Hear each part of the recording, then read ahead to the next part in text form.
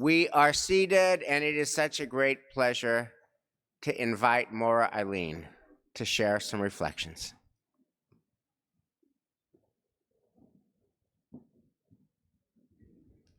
David, can you manage the sound for Ilene?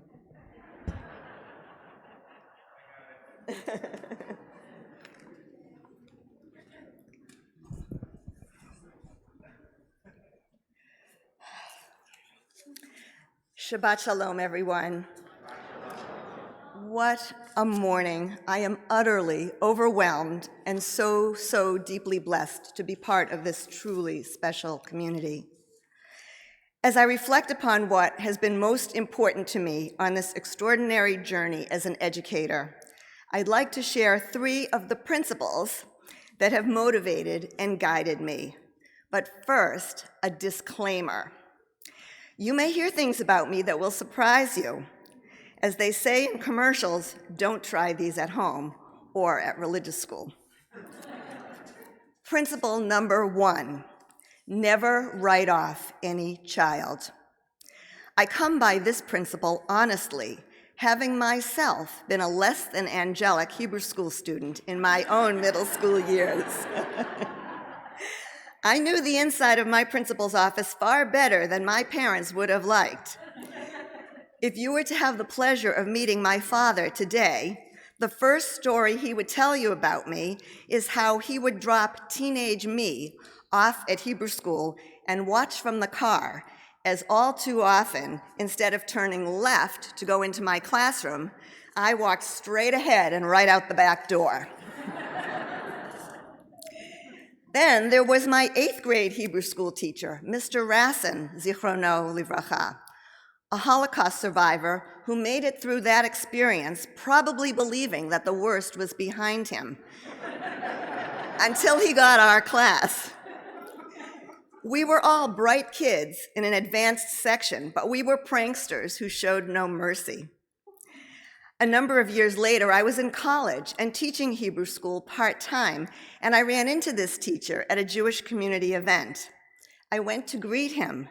Mr. Rasson, it's me, Ilene. You won't believe it, but I'm teaching Hebrew school now. I don't recall his response, but I do remember that shortly after that encounter, I heard that he had passed away. To this day, I am convinced that the shock of hearing that I was actually a Hebrew school teacher was more than he could bear. As amusing as these vignettes may seem in hindsight, these experiences have shaped me and shaped how I see kids. Whether it's a learning difference, a behavioral challenge, or an emotional struggle, I have always believed that if a child feels valued in this space, they will always see Judaism and Temple Emmanuel as a place of comfort and belonging. I love all of our children. Each one is unique and worthy of the very best we can give them as educators. However, I confess to having a soft spot for the ones who are not necessarily angels, who don't learn like everyone else, who perhaps test us from time to time. Having been one of those kids at one time in my own life, I like to think that the potential is there for these kids too to eventually bring their own gifts to the Jewish world. Who can say, but there may be kids in our midst at this very moment who are our future Jewish leaders, perhaps even religious school teachers and directors. You just never know. Principle number 2, take the long view of time and Jewish learning. For years, I struggled as a Jewish educator with the challenge of time, or more specifically, the lack thereof. Our teachers, my dear colleagues, feel it as well. No matter what our class schedule, there never seems to be enough time to teach all that we want our students to learn. Judaism's history and legacy are so broad and so deep that it's easy to feel as if we are constantly swimming upstream toward an unattainable goal. This is a painful way to live and can leave one in a state of frustration, disappointment, and regret.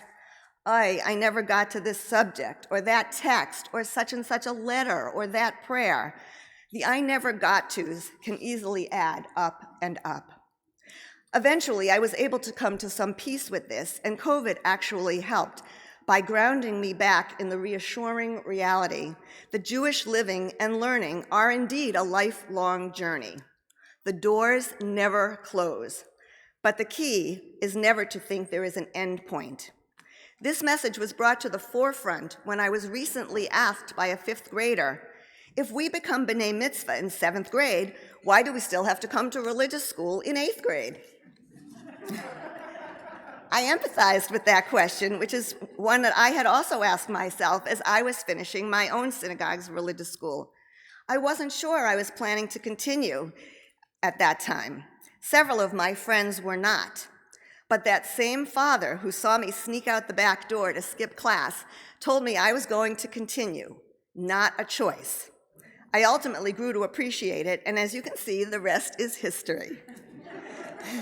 So parents, don't ever minimize the role you play in your child's Jewish future.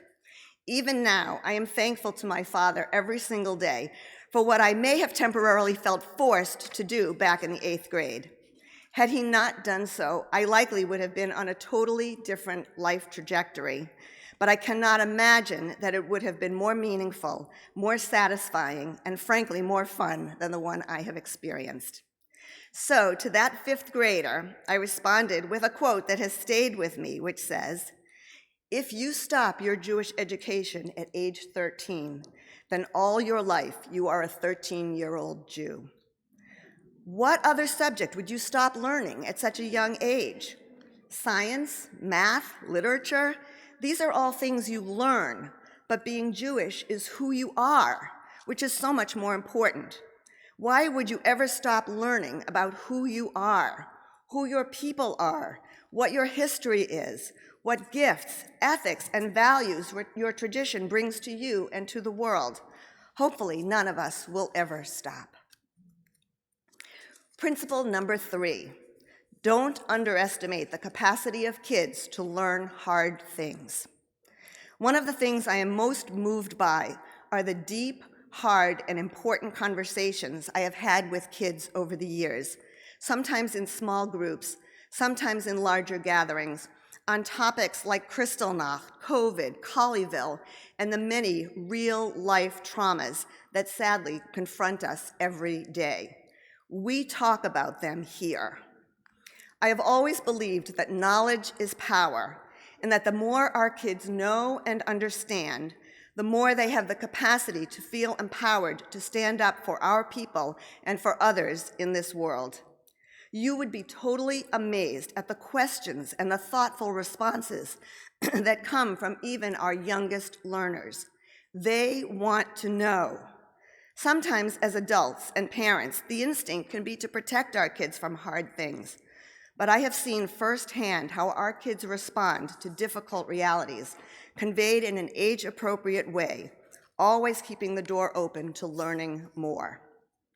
Most important, it is critical that these conversations happen here.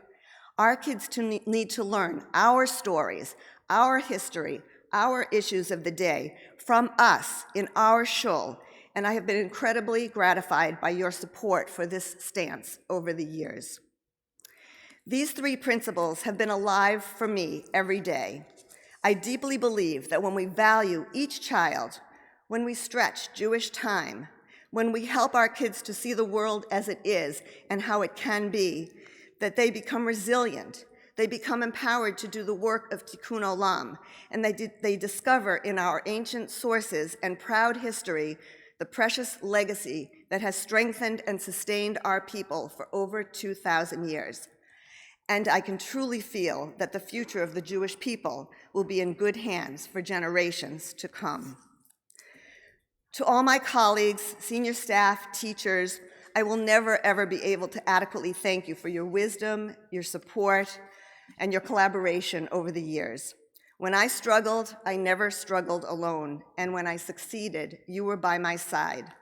To the extent that I have done good, it is in large measure due to the confidence I had that you were always with me. Thank you for your most precious partnership. My deepest thanks to all the parents who have entrusted me and our school with your beloved children, They are a true gift that I will cherish forever. And to Cheryl and Dina, a special thanks for making this morning so extraordinary.